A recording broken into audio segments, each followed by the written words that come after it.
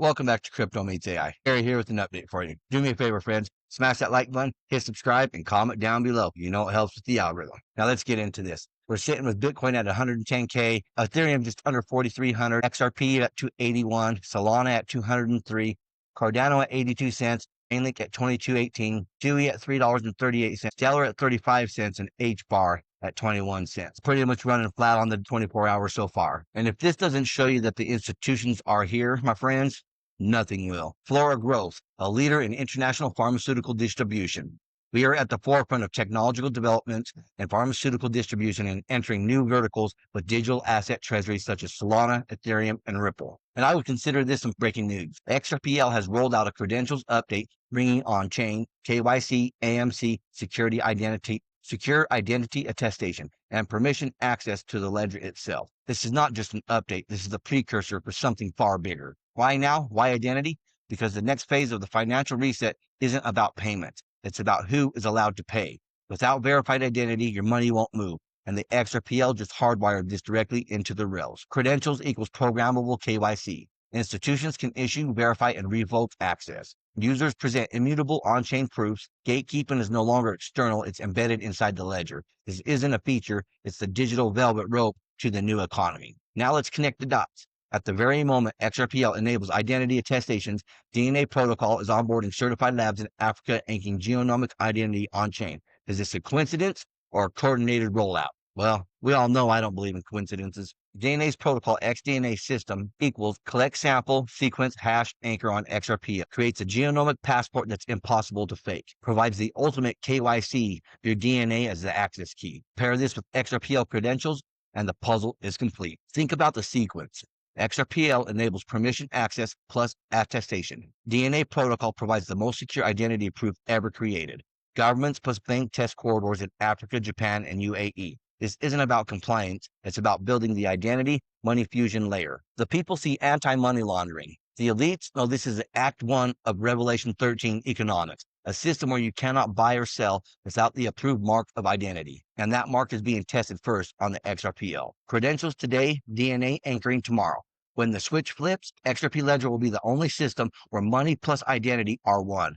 And if you hold XRP or XDNA, now you're sitting on the rails of the most important convergence in financial history. If you found this information helpful, valuable, or hell, even entertaining, please like, share, subscribe, and comment down below. XRP didn't come to fight banks. It came to upgrade them. SEC clarity, 300 plus institutions, and RLUSD is exploding. This is the rails being laid beneath the global finance. If you understood what was being built, you would stop watching the price. Inside the XRP Ledger, a guided look at Ripple's technology and adoption.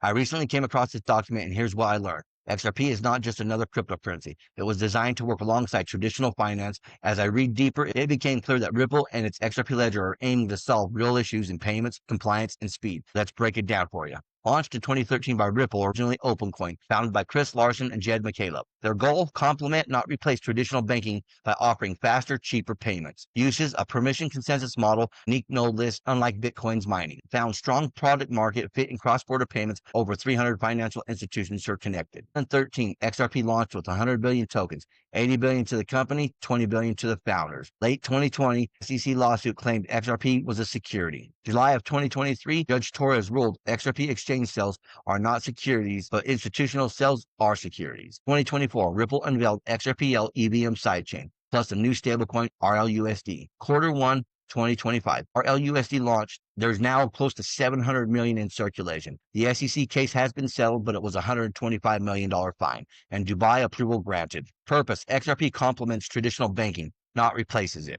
Launched in 2013 by Ripple, then OpenCoin, Consensus. XRP uses a permission unique node list, allowing only approved participants. Adoption: over 300 plus financial institutions connected to Ripple's payment network, positioned as a solution for cross-border payments competing with SWIFT. The takeaways: XRP modernizes payments, works with, not against, banks, compliance-friendly due to its permissioned network. SEC clarity may open doors for more institutional adoption, and we know the clarity is already there, my friends, because the institutions are here. RLUSD's market cap nears 800 million per on-chain RWA tracker. It grew 18% in the last 30 days. Will XRP compete in the stablecoin rail race? Comment down below and tell me what you guys think. Do you think they'll come in at first, second, or third on market cap for stablecoins? This is a very interesting read, and we should all take this very seriously. In 2013, Cyprus depositors woke up to a nightmare. Their savings were no longer theirs. To recapitalize the banks, deposits were forcibly bailed in. Billions were seized overnight. That event sent a chill through every boardroom I sat in. The Cyprus bail-in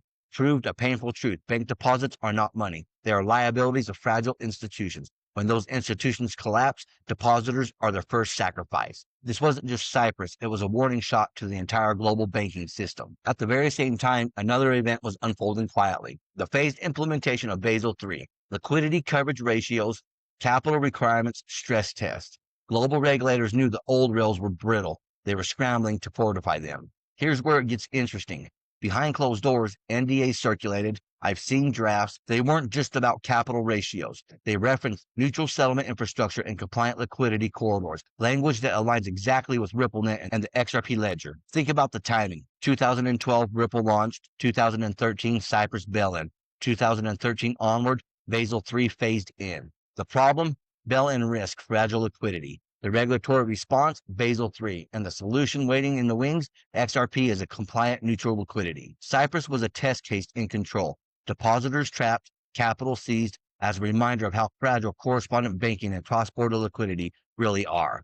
RippleNet plus XRP, by contrast, offered neutral corridors not tied to any single jurisdiction, on-demand liquidity without pre-funded accounts, settlement finality immune to seizure. Basel III then created the regulatory scaffolding. Banks needed liquidity solutions to meet coverage ratios. That's precisely where Ripple positioned itself. XRP is a compliant bridge asset. RippleNet as the messaging and liquidity orchestration layer. The NDAs I handled made it explicit. Ripple-linked parties were included in confidential discussions with banks preparing for Basel III compliance. The term used multi-layered liquidity corridors consistent with Basel III capital and liquidity standards. The vocabulary matches XRP's role perfectly. So while retail investors argued about Bitcoin forks, banks, regulators, and Ripple were aligning under NDA to design a settlement system that neutralizes bail-in risk, meets Basel III liquidity requirements, operates beyond single-nation capture. Most still don't see it, but Cyprus and Basel III weren't isolated events. They were the catalysts, and XRP was engineered as the escape hatch and the new standard. I will be releasing more controlled excerpts from my NDAs, the timing, the definitions, the way Basel III and RippleNet appear in the same breath. It will change how you see XRP forever. And shout out Lord Belgrave for this important information. Now on to Hedera. Hedera has been selected for Wyoming stablecoin. Wyoming's Frontier Stable Token, FRNT, the first U.S. state-issued stable token. Trusted, fast, compliant. The future of public sector payments is here. It's pretty crazy that Hedera got the first state-issued U.S. stable token. The first state-issued U.S. stable token is here, coming to Hedera. The Frontier Stable Token, FRNT, is U.S. dollar-backed and issued by Wyoming Stable Token Commission. Zebec started with payroll streaming and grew into an ecosystem featuring Zebec cards, the upcoming super app, and now ZebNet, powered by World Mobile Team. Together, we're enabling low-latency real-world access to Web3 and financial inclusion worldwide. Let's hear what they have to say. We started with our revolutionary payroll streaming technology, and we've now built an ecosystem of products around it, such as the Zebec card suite and the upcoming Zebec Super App, to ensure that our users have real-time global access to our network and low latency transactions at all times. We had no choice but to launch our own mobile network, ZebecNet, in partnership and powered by World Mobile. Zebec is one of the very rare and very few companies in the space that is actually real world use, that people can actually use a product that's in Web3. World Mobile has always said, in order to bank the unbanked, you first need to connect the unconnected. Connecting the unconnected and banking the unbanked is something that seems to be very close to us. So I'm very much looking forward to seeing where we can take this. You notice how a lot of these companies are focused on banking the unbanked and connecting the unconnected, just like XLM and Stellar. And your XDC Pulse August update, a month of milestones. August 2025 was one of the most transformative months in the XDC network journey, with major advancement in stablecoins, tokenization, institutional adoption, and global community growth. Highlights: USDC and CCTP version 2 coming to XDC, unlocking cross-chain stablecoin efficiency. Vert Capital to tokenize $1 billion in corporate debt and credit products. Regulated real estate financing deal with Archex, VerseProp, Spitfire, and Dazon. 21 shares XDC and ETP listed on 6 Swiss exchange. Oracle Networks and Game SGG integration boosting utility and adoption. AI-powered developer bootcamp for builders by XDC community. global presence at Blockchain Rio, ETH Vietnam, WebEx Asia, and New York Stock Exchange, Zurich Summit, and more. Well, that's what I have for you folks. Until next time, stay savvy, stay stacking, and I'll catch you in the next one. If you enjoyed this, smash that like button, hit subscribe, and comment down below. And if you want more crypto deep dives, check out our videos right here on Crypto Meets AI. Thank you for watching. Remember to always do your own research. This is not financial advice.